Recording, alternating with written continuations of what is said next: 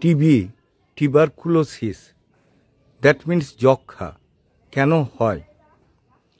TB হবার main কারণ হচ্ছে ম্যালনিউট্রিশন, যেটাকে আমরা অপুষ্টি বলি।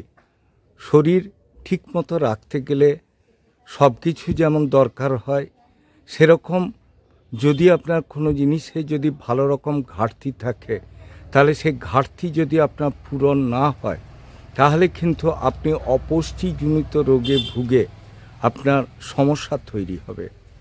এবং সেক্ষেত্রে আপনার কি হবে, খুকখুকে কাশি লেগে থাকবে, জ্বর সব সময় আসবে, শরীর দিনের দিন ওয়েট লস হবে, ক্ষীণ হয়ে যাবে, খাবারে কোনো আগ্রহ থাকবে না, কোনো কাজ করার মানসিকতা থাকবে না, এবং সেটা করতে গেলেও খুব গায়ের জোরে বা কষ্ট করে করতে হবে।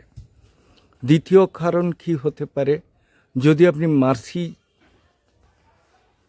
কন্ডিশনে থাকেন, মানে স্যাঁতস্যাঁতে জায়গায় শোয়া বসা করেন, অসময়ে স্নান করেন, মাথা ভেজা অবস্থায় শুয়ে পড়েন এবং অস্বাস্থ্যকর জায়গায় থাকেন, সেক্ষেত্রে কিন্তু টিবি হওয়াটা অস্বাভাবিক নয়।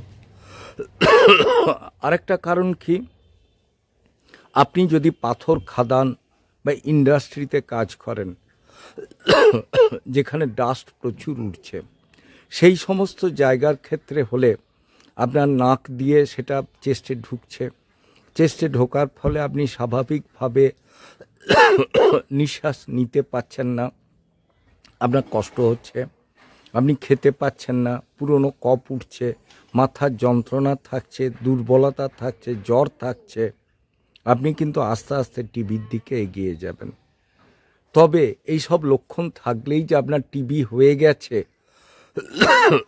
এটা যেন মনে করে কোনো ওষুধ বিশুধ ব্যবহার করবেন না।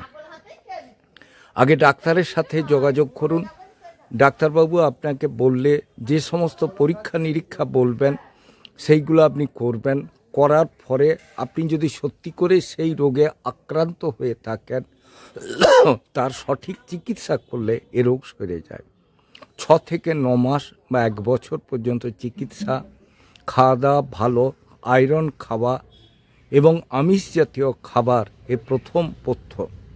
তবে কখনোই কোনো কিছু জেনে ভয় খেয়ে সেই রোগ হয়ে গেছে মনে করে নিজে চিকিৎসা না করে কোনো ডাক্তারবাবুর সাহচর্যে সেগুলো ব্যবস্থা করলে আপনি ভালো হয়ে যাবেন, সুস্থ হবেন এবং আপনি ভুল পথে পরিচালিত না হয়ে সঠিক পথে গেলে আপনার চিকিৎসা ঠিক হবে এবং আপনি পুরোপুরি সুস্থ হয়ে যাবেন।